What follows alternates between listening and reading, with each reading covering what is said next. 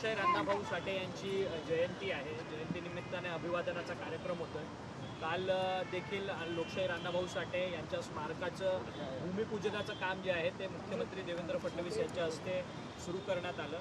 काय सगळी प्रतिक्रिया असेल? जग बदल घालून घावं सांगून गेले आम्हा भीमराव सांगणारे लोकशाहीर अण्णाभाऊ साठे यांच्या जयंतीच्या निमित्ताने मी सर्वांना सर्वप्रथम खूप साऱ्या शुभेच्छा देते.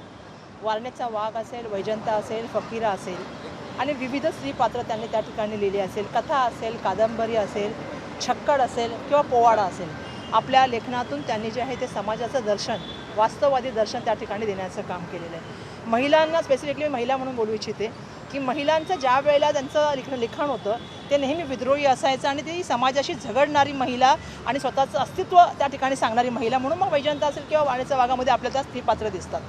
अशा लोकशाहीर अण्णाभाऊ साठेंना या ठिकाणी आम्ही आपल्याला विनम्र अभिवादन केलं आणि जयंतीच्या निमित्ताने उत्साहाचं वातावरण आहे.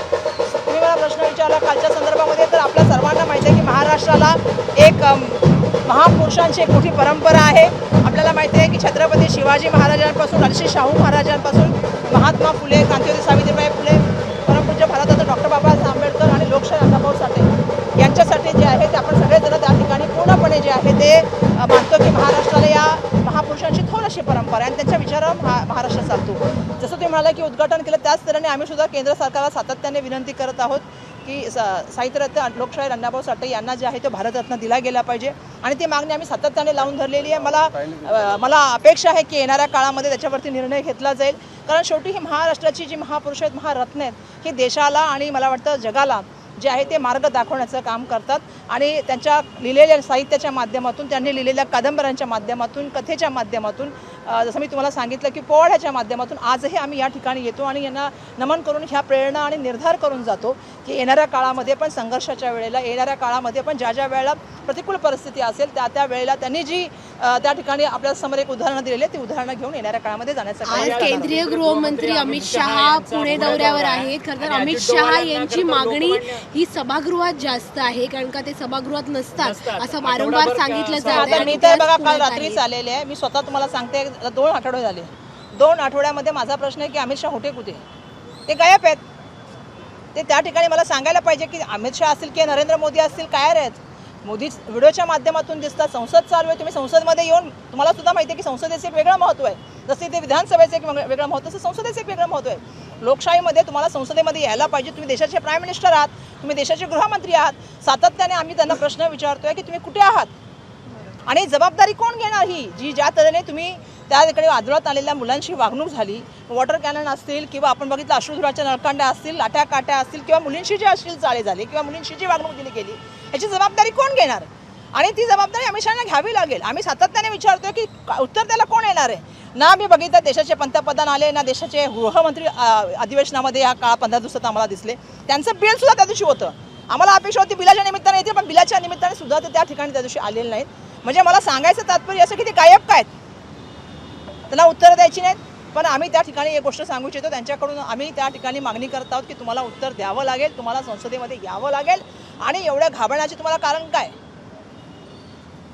ज्या तऱ्हेने आम्ही बघतो आहोत की या पूर्ण आंदोलनाला, आता मी काल पण एक व्हिडिओ बघितला, पुन्हा एक व्हिडिओ आला.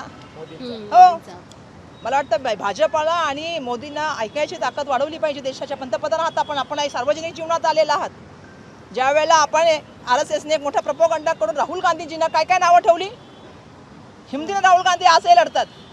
कोण व्हिडिओ बनवतं, कोण प्रोपोगंडा करतं? सोनियाजी गांधीबद्दल किती बोललात? नेहरूजींना तुम्ही काय काय संसदेमध्ये वापरले शब्द, किंवा तुम्ही सार्वजनिक प्लॅटफॉर्मवर नेहरूजींबद्दल काय काय बोललात? इंदिरा गांधीजी सुद्धा महिला आहेत, कोणाच्या आई आहेत, देशाच्या पंतप्रधान होत्या. काय त्यांच्याबद्दल बोललं गेलं? का नाही थांबवलं गेलं? काही सांसदांना जाणीवपूर्वक बोलून हाऊसमध्ये गोंधळ निर्माण करण्याचं काम तुम्ही केलं. त्यामुळे असं आहे की जगाला शिकवे ब्रह्मज्ञान, स्वतः कोरडे पाषाण असं होऊन चालत नाही. तुम्हाला एक्सेप्ट करायला हवं की ही जनरेशन वेगळी जनरेशन आहे. त्यांची स्वतःची मतं आहे, स्वतः ठाम मतं आहेत त्यांची, आणि ती मतं मांडण्याचं त्यांना पूर्णपणे अधिकार आहे देशाच्या संविधानाने दिलेलं आहे. बिलकुल तुम्ही त्याच्या मर्यादा, तुम्ही स्वतः पण विचार केला पाहिजे की तुम्ही जेव्हा संसदेमध्ये भाषण करता तुम्ही किती मर्यादा पाळता. त्यामुळे आम्हाला हे नाही, मला एवढंच सांगायचं आहे या ठिकाणी की खूप मनाचा त्या ठिकाणी काय म्हणतात तुम्हाला मोठेपणा लागतो आणि खूप म्हणजे काय म्हणतात ऐकायची क्षमता लागते. भाजपाचा सगळ्यात मोठा किंवा RSSचा सगळ्यात मोठी समस्या काय, ते लोकांचं म्हणणं ऐकू शकत नाहीत, लोकांचं म्हणणं एक्सेप्ट करू शकत नाहीत आणि त्या ठिकाणी आम्ही म्हणू तोच कायदा, ही भूमिका जी त्यांची चाललेली असते ती चालणार नाही. येणाऱ्या काळात जनरेशन जी दाखवलं आपल्याला माहिती आहे ना, काय दाखवलं, निर्भीड व्हा, आपल्या स्वतःचं मतं मांडायला मुक्त आहात. म्हणजे आई वडिलांना सुद्धा त्या ठिकाणी काही मुलांनी सांगितलं की आम्ही BJPच्या पक्षातल्या पण मुलांनी केलं आंदोलन, नाही केलं का, मग का केलं, कारण त्यांनाही माहिती काही चुकीचं घडतंय. संसदेचा वापर खरं तर या प्रश्नाची उत्तर द्यायला व्हायला पाहिजे होता, पण दुर्दैवाने आम्ही बघतो स्वतःच्या हँडलवरती प्रत्येक व्हिडिओ टाकायचा. आता मित्रांचं फ्रेंड झालेलं आहे, फक्त एवढाच फरक दिसतोय आम्हाला. परंतु आज अमित शहा पुण्याच्या दौऱ्यावरती आहेत, त्यांचे बॅनर्स मुरलीधर मोहोळांनी लावलेत, त्यामध्ये त्यांचा चाणक्य म्हणून उल्लेख केला गेला आहे. छत्रपती शिवाजी महाराजांचा फोटो छोटा आणि त्यांचा भला मोठा फोटो. नाही आम्ही बघितलं की त्यांचं नाव चाणक्य, इथे मुंबईमध्ये त्यांचे कटआउट लावले ते लोहपुरुष. मला प्रश्न विचारायचा आहे, चाणक्य आणि लोहपुरुष कोणाला म्हणतात? तुम्हाला म्हणजे सरदार वल्लभभाई पटेलपेक्षा मोठे झाले ते? मला कळत नाही कोणापेक्षा मोठे करताय तुम्ही अमित शहाना? कोण आहेत अमित शहा? हा, एकेकाळच्या बरोबर वादळीबार, एकेकाळी त्यांच्यावरती किती केसेस होत्या, काय होती परिस्थिती? अशा अमित शहाचं तुम्ही उदो करताय, ज्यांची हिंमत नाही संसदेमध्ये उत्तर द्यायची. आज ते पुण्याच्या दौऱ्या येतात. मला वाटतं महाविकास आघाडीने काँग्रेस पक्षाच्या कार्यकर्त्यांना त्या ठिकाणी उचलण्याचं काम चालू आहे, त्याचा मी निषेध करते. कारण या ठिकाणी यासाठी निषेध करते की ते यासाठी आंदोलन करतात की ज्या आपल्या भविष्याची असलेली संपत्ती, आपल्या भविष्याचे काय म्हणून मी सगळ्यात असलेलं भविष्य, अशी मुलं, त्या मुलांशी ज्या तऱ्हेने वागणूक पोलिसांनी केली, मग ते मुंबई असेल, मग ते दिल्ली असेल किंवा बिहार असेल, तुम्ही मुलांशी अशा तऱ्हेने वागायला नको होतं. ती भारतातली मुलं होती, ती आमची तुमची मुलं होती, त्यांच्याशी तुम्ही असं का वागलात? हा जर प्रश्न अमित शहाला विचारत असतील, अमित शहाचं उत्तर देत नसतील, तर आंदोलन करण्याशिवाय दुसरा पर्याय काय? कालच्या व्हिडिओमध्ये मोदी असं म्हणतात की माझ्या आईला देखील शिवी घालण्यात आली, मात्र ही आपलीच पोरे, त्यांना माफ अरे केलं मी गेलं तेच पाहिजे. सांगितलं ना, इंदिरा गांधीची पण कोणाच्या तरी आई आहेत होत्या, म्हणजे मला माहिती आहे ना, है ना, सोनिया गांधी पण कोणाच्या तरी आई आहेत ना, पंडित जवाहरलाल नेहरू पण कोणाचे तरी वडील होते, देशाचे पंतप्रधान होते. तुम्ही काय शब्द वापरला मी वापरू इच्छित नाही, ते संसदेमध्ये वापरला गेला, बाहेरचं बोलत नाही मी.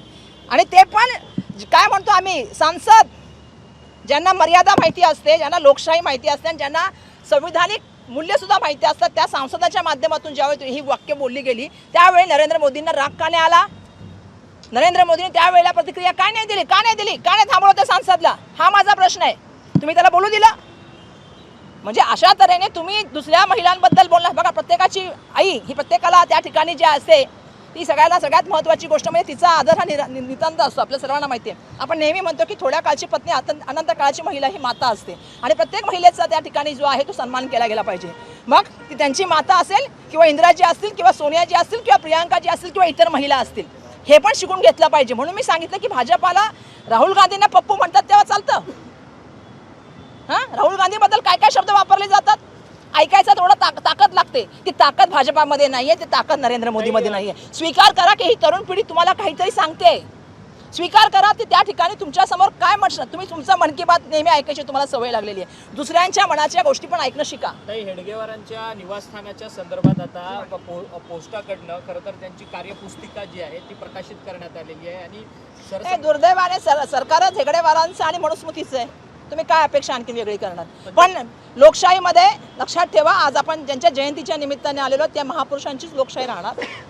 छत्रपती शिवाजी महाराज, शाहू फुले आंबेडकरांचा महाराष्ट्र आणि अण्णाभाऊ साठेंचा महाराष्ट्र, तिथे हेच राहणार विचार. किती जरी प्रयत्न केला तरी मनुस्मृतीचे विचार आणि हेगडेवारांचे विचार महाराष्ट्रात आणि देशात येणार नाही. संदर्भातला प्रश्न आहे खरं तर अनुसूचित जाती जमाती त्या संदर्भामध्ये आम्ही ऑलरेडी बोलत आहोत सातत्याने. आणि मला असं वाटतं की हा प्रश्न सामंजस्याने काही गोष्टी पण बोलल्या गेल्या पाहिजेत.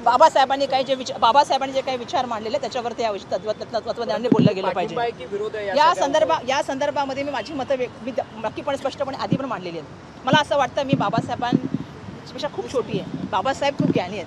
बाबासाहेबांनी जर काही सांगितलं तर त्याच्यामागे काहीतरी कारण असेल आणि म्हणून बाबासाहेबांची अन्यायी अण्णाभाऊ साठे यांची जी आहे अन्याय म्हणून मी या ठिकाणी सांगू इच्छिते. हे जे लावण्याचं काही षडयंत्र चाललेलं आहे ना काही लोकांचं, ते तुम्हाला पण माहिती आहे कोण लावते, ते काय सांगायची मला गरज आहे? मी नेहमी फक्त साम टीव्हीच पाहते कारण त्यांच्या बातम्या मला रिलेट करतात.